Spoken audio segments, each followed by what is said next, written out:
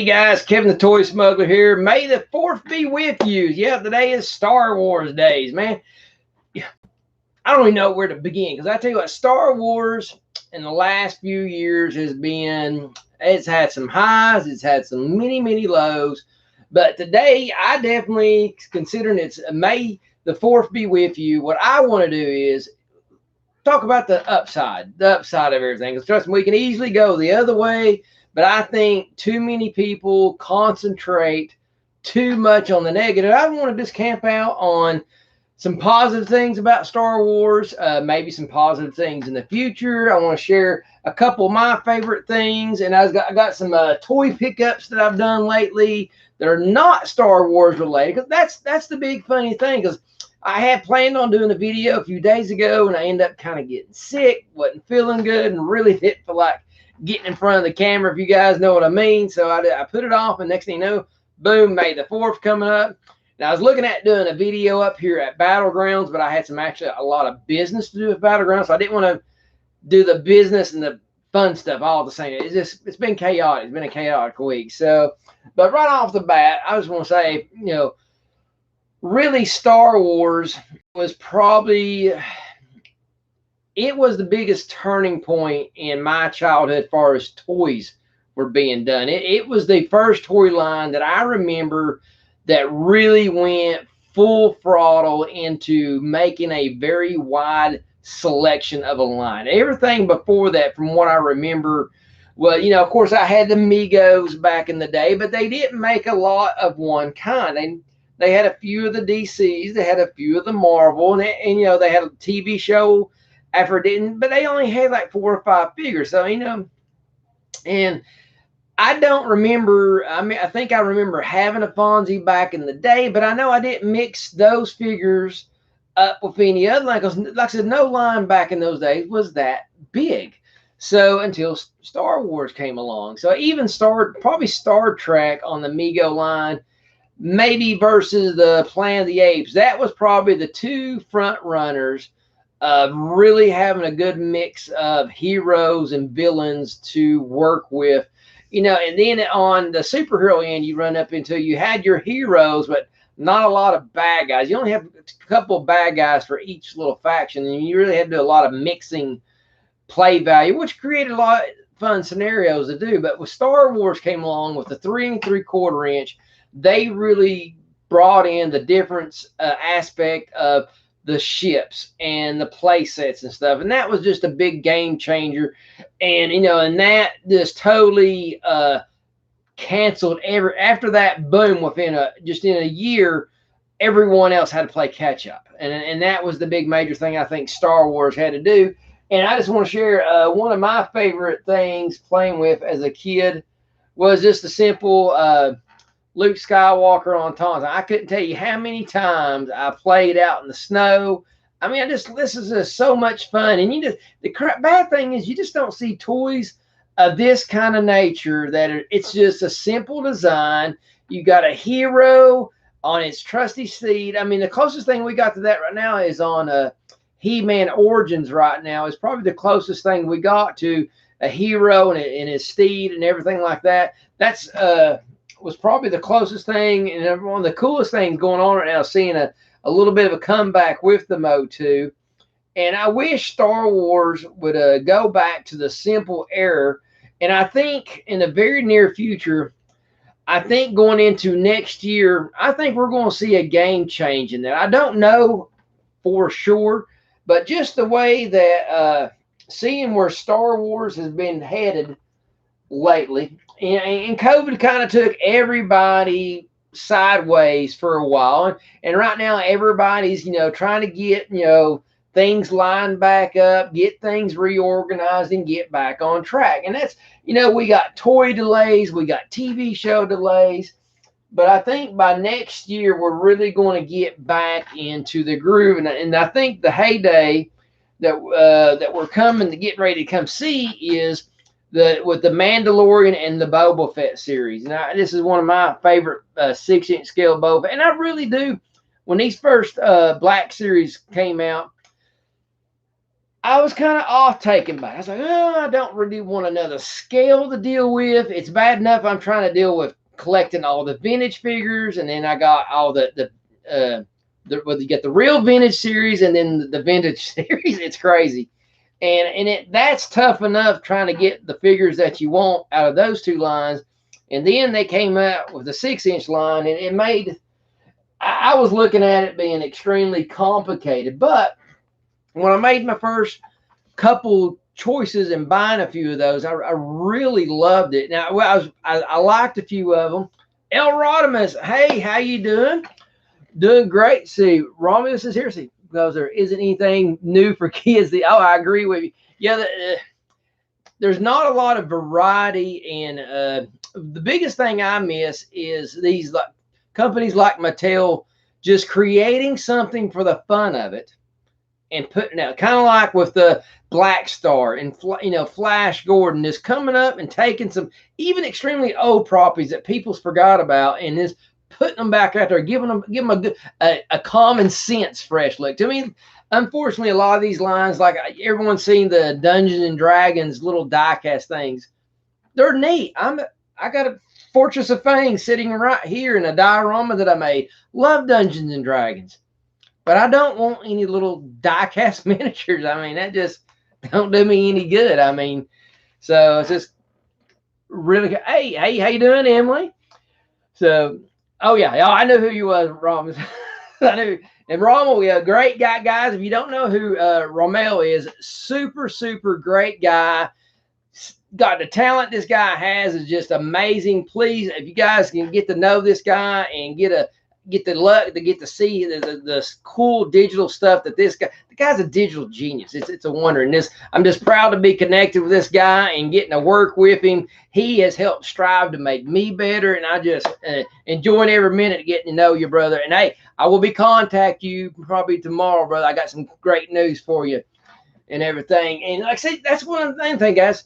That's what to me as a toy designer, would love to see Mattel and Hasbro come out with some fresh properties, just make it look cool and interesting and a great story behind it, and put it on a toy shelf and see what kind of magic will happen. And that's really what got Star Wars its big jump. It was just a great story that George wrote. It was a movie that took risk and took challenges. And when we went to the theater and watched it, we was all blown away by the makeup, the story writing, and the digital effects back then it went from night to day overnight, it seemed like. And that's what I remember as an artist really getting me diving into the art and in the fantasy and sci-fi world. And I've never got out of it. And I'm fixing to be 49 here soon, and I'm still just as passionate with sci-fi today as an artist as I was back when I was 3 to 5 years old. So it's amazing. But I think what the great thing that we're going to see out of Hasbro and Disney and that partnership, and like I said, guys, I'm concentrating on the good, is with the Mandalorian. I think that is the best shot they got at coming out and doing things that we love. I mean, it's got a strong following. The guys who are creating it are the best in the business. Everybody's got to agree. The 3 guys that are working on this, bottom line, they're doing great stuff. But I mean, we just got a hiccup with the world events kind of took everybody sideways. But I really think this right here is the golden ticket for the future of Star Wars. And here's the good thing about it: it gives them the opportunity to kind of go back into the time frame where we all kind of got left off. Here we were back in the mid-'80s, Return of the Jedi just dropped. We really, as fans, wanted more. But then it just got pulled out of the rug from us. Never knew there was going to be anything else Star Wars ever again. I mean, we were really clueless back in those days.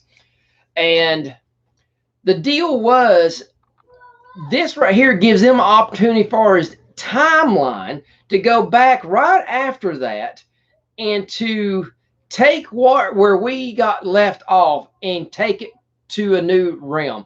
Because once you go from the Return of the Jedi and then you go to where these new movies came out, there's supposed to be a 19-year gap. And guys, a 19-year-old story gap with these three guys in charge could mean 20 plus years worth of cool new toys coming out. That's what I'm telling you guys. So we got a big hole, 19 years worth of story of really taking these little TV miniseries and really taking Star Wars to a level that we can't even truly imagine. So high up that the new movies that got done was going to look like Tic Tacs compared to everything else in the whole entire world. That's how insignificant they can actually be compared to where this window of opportunity with almost a clean slate, really. And here's the cool thing I want to remind everybody. As a kid, we fell in love with this character and didn't get enough of him. And what these guys are able to do is take that silhouette and that vague story, that mystery storyline. All they did is took the high points and created a whole entire brand new character. And guess what? We love this character just as much as that one. That's the connect. But you have the creator and people who were fans of the stuff back, just like we was as kids, taking that simple concept and using common sense storytelling, and then they were smart enough to combine the two and bring them together. I'm telling you guys. And then look what it did. It brought in really cool new characters that we never thought of coming into the universe. And guess what? This is just the beginning. Just the beginning of cool characters that we can possibly see in the future. I mean, think about it, guys. Did we ever thought we'll see a baby Yoda? Really? I mean, I know that's not the child or whatever. I mean, but still, who had thought 20 years ago that this would even be a thing, and that anybody would give a flying flip about it? See, true, and yet that is the only mysterious thing in the future that I mean, I wish I can give you guys a great answer on this, but it looks like the future of toys is going to be online. For as I think these kind of properties such as Star Wars, even though a lot of people look at this as a children's story, but I think Star Wars have went to the zone of being so iconic that it is more than just a kid's toy anymore. It is. I don't think it's getting viewed that way. And I think Walmart don't even look at it like this anymore. And I'm pretty sure Target don't even look at it like. I think it's gotten so. It's hit that collector status. Even the new stuff coming off the shelf is getting treated with collector's itis, so to speak. You know, everyone's treating it, oh, this is the next collector's item. When really, how do we know this is going to be a collector's item? Really, do we truly know that one day this is going to be truly sought out after in 20 and 25 years? We don't know that. So, but I think that's where the online is going to come in, and then your basic Legos and Monopoly games and your generic toys, baby dolls and stuff like that. I think those toys are going to be put into the Walmarts and your Targets and stuff, and then your movie toys are all going to be switched over. Anything entertainment based, TV shows and movies are going to be switched over to online. I think that's probably in the next 5 to 10 years is going to be the big separation. Is from your generic toys are going to be brick and mortar, sold at brick and mortar stores, and your so-called collectible properties. It's not that it's a toy, it's part of the collectible property. And I think that's where all that's going to fall in, and it's going to go all to your big bad toy stores. And it's unfortunate, but at the same time, considering how Walmart and Target are handling these items, or should I say the lack of having these items, and we all know the lack of, I don't know about you guys, but I'm tired of going to Walmart and not finding anything, and Target. But to shed some good notes on that, I have a few things on my table. Just to say otherwise, because every once in a while I do find stuff at my Walmart and Targets. And one of the cool things, that I was able to find. I went to not at my local Target, but up in Knoxville, Tennessee. I was able to come across a Ram Man, regular price. Hoo-hoo, that's amazing. And I was able to get my hands also at the same time a Clamp Champ. And guys, the way these things were on the peg, notice how I've said these on the pegs, but look what I still have. Both of these have the little peg insert. They look like they have just freshly got put on, and these things was just barely hanging on. So I'm thinking these was put on that day, and just so happened I visited and they were still there. So great find. Totally excited about that. And I don't know if I've been telling you guys, I'm a huge Black Star fan, but over the years, I always had the one John Black Star, didn't have his sword and stuff. Finding Black Star stuff is, El Rodimus, it's almost as bad as looking for Indiana Jones stuff. So if you know my pain. So, but anyway, I've been able to see if I can get a few. I'll bring them in one by one. The other week, I was able to get me this guy, the Bat Demon. Really great condition. I got him for a great price. Wings in great shape. Very happy. Oh, excuse me, guys. I was trying not to sneeze, but woo. I've been doing some cleaning in here. I'm constantly having to clean because I got so many I had this morning, this table is full of those LJN big wrestling figures. I got them all done. Took them battlegrounds today so I could actually have table space for once. And today I received that package. Is these three guys right here. I'm going to bring them in one by one. This looks like a Yellow Jacket B kind of guy. Decent shape. I got to do a little bit of work on him and stuff. And I really wasn't looking for that guy, but he came in this set of 3. And from what this guy was selling online this is the White Knight. From what he was selling by himself, I was able to get this guy and the other guy for like $5 extra. So I just went ahead and got it. Got them all together. The sparker does not work on this guy, but here in a few weeks, I'm actually looking at doing a video to show you guys how to fix these sparkers. Everyone thinks that when they quit working that they're like impossible to fix. They're not. It's not impossible. It's a little aggravating, but not impossible. So, and it don't even cost a lot of money either. So working on my ever-growing Black Star collection. And speaking about, if I can get this, they're kind of a little bit like the vintage Motu figures. Get on the stand sometimes is a little little tricky. And speaking about online ordering stuff, Big Bag Toy Store, great company. I was able to. I didn't want to wait forever to get my hands on the new Planet of the Apes Mego figures. These guys are almost a complete redo from the vintage ones. I'm not probably going to get 2 of these.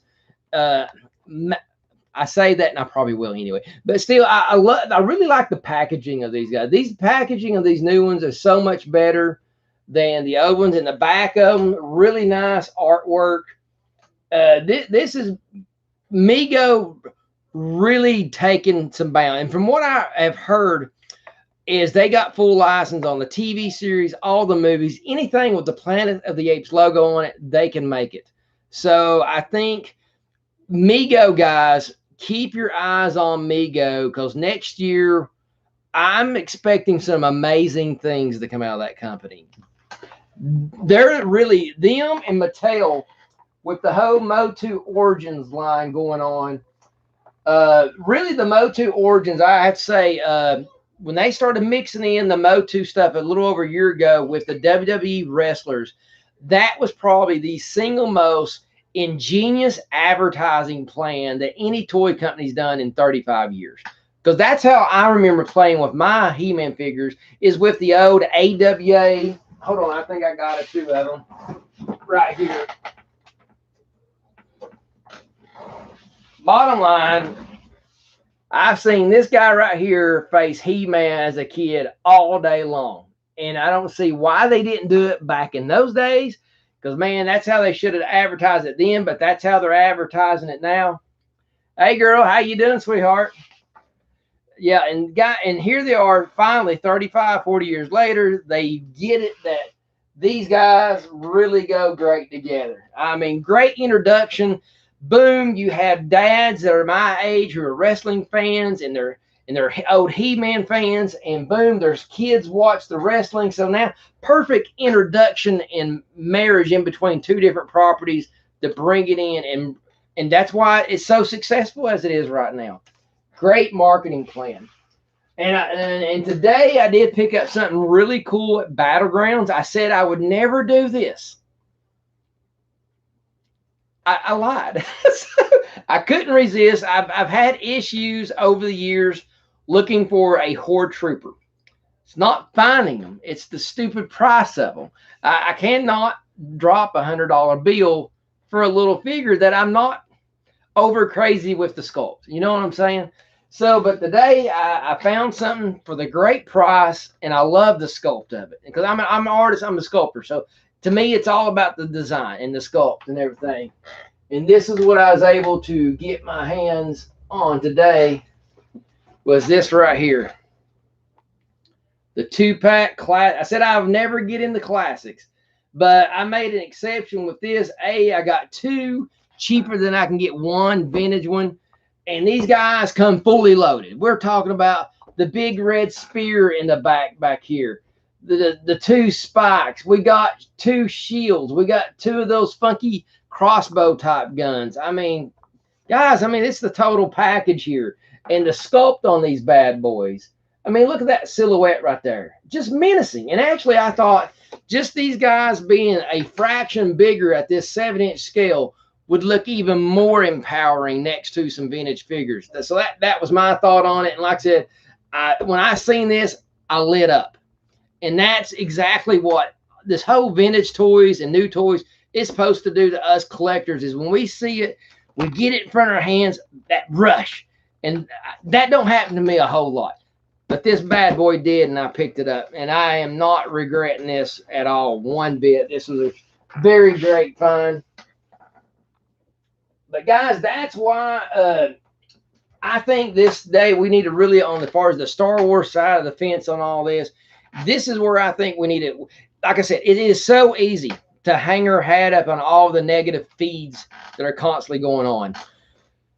So easy. It's so easy to jump on that bandwagon. But I think what we need to all do as collectors is we almost need to dial back, give things a few more months to catch back up to itself. And I think that's what this year is all about is all these different companies getting back on track, getting where the fat manufacturers over there in China and the toy stores here in America and Europe and all that, everybody's just trying to get back on their feet. And there's a lot of hiccups, a lot of miscommunication, delays.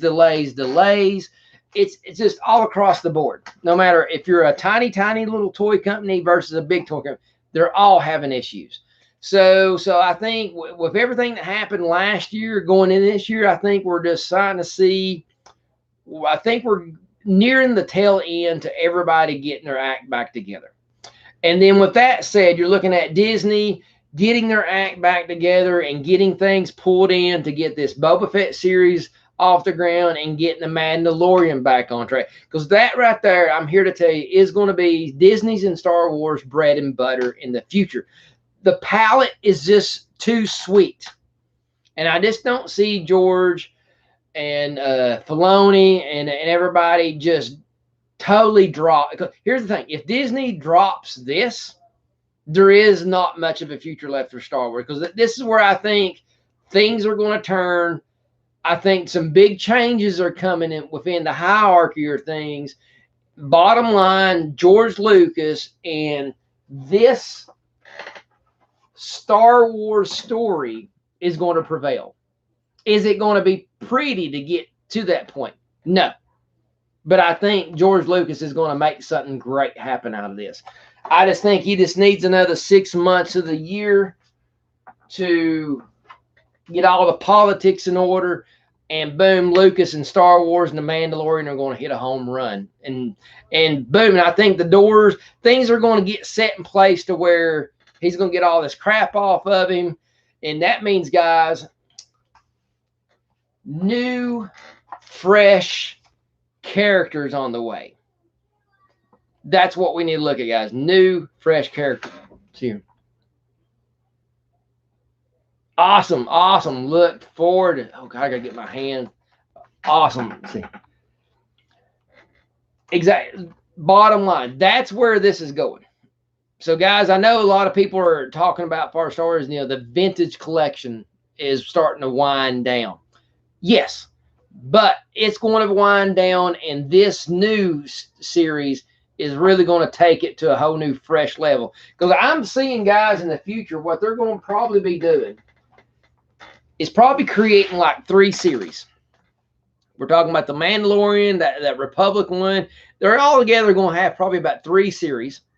And they're going to overlap these to where they're going to be coming out in different parts of the year. I would create 5 is what I would do. To where there's constantly some new show of Star Wars coming on. But the storylines, I think they need to be set more in the same era. So there'll be more crossover figures.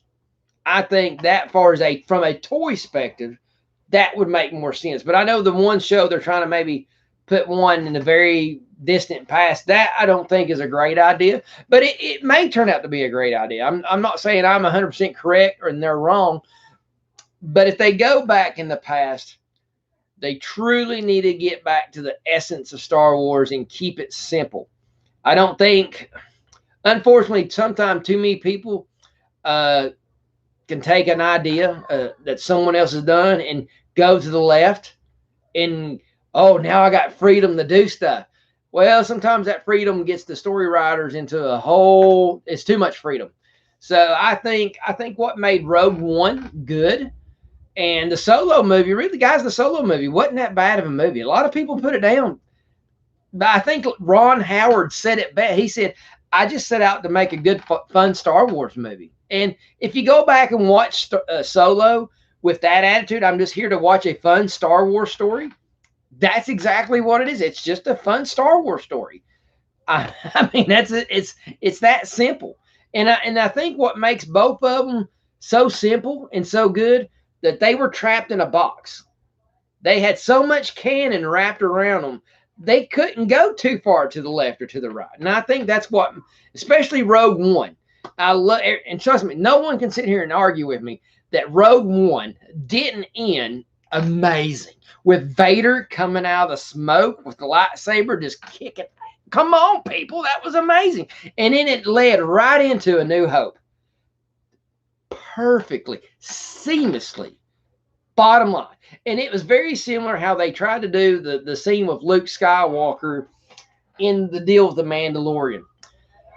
Only thing I'm going to say one negative thing. It's not really a negative thing. It's just everybody made a big deal about, seeing Luke Skywalker with the digital face. Bottom line, find an actor that looks almost like him that can actually act. Put him in there. After he does 2 or 3 scenes, 2 or 3 episodes, no one's going to give a damn that it's not the real Mark Hamill. Because guess what, people? Do you really have to be fooled with CG to make someone have to look perfectly and sound perfectly like them to accept that character? I think we done learned that also Ewan McGregor playing Obi-Wan Kenobi, excellent damn job. And guess what? That's not Alec Guinness. And guess what? He's still done a great job. And when I think of Obi-Wan Kenobi, I think of both of those guys. One played an older version and one played a younger version. Just fine. So, guys, I think we just need to quit putting so much of a perfect standard on the toy side and also on these TV and movies. I think we put too much of a strain, and these companies can't handle it. All that pressure on everything being perfect all the time is no company can be perfect. Bottom line, they can't do it. And from an artist's point of view, when you're designing a toy, this is a great toy. Very limited articulation. I don't care. It's still a cool damn toy. You know, it don't have to have 30 points of articulation and look exactly like Mark Hamill. The essence and the beauty of this, it's the essence of Luke Skywalker. The essence of Star Wars is here in a very simplistic, creative, artistic form. And that's where we need to step back and let something like this. It's not perfectly Mark Hamill, but I look at this, I'm not looking for Mark Hamill. I'm looking at Luke Skywalker. So step back and ask yourself, what are you truly looking for? Guys, enjoy Star Wars. There's great things coming. They're like any other company. It's not perfect, but I think we got a lot of cool things on the way in the toy side of it. And I think we got a lot of great TV shows on the way. Now, I think really going into next year, the true essence of the Star Wars story is just going to explode. So, yeah, guys, step away from the hate and just embrace the future. I'm Kevin the Toy Smuggler. You guys have a great day.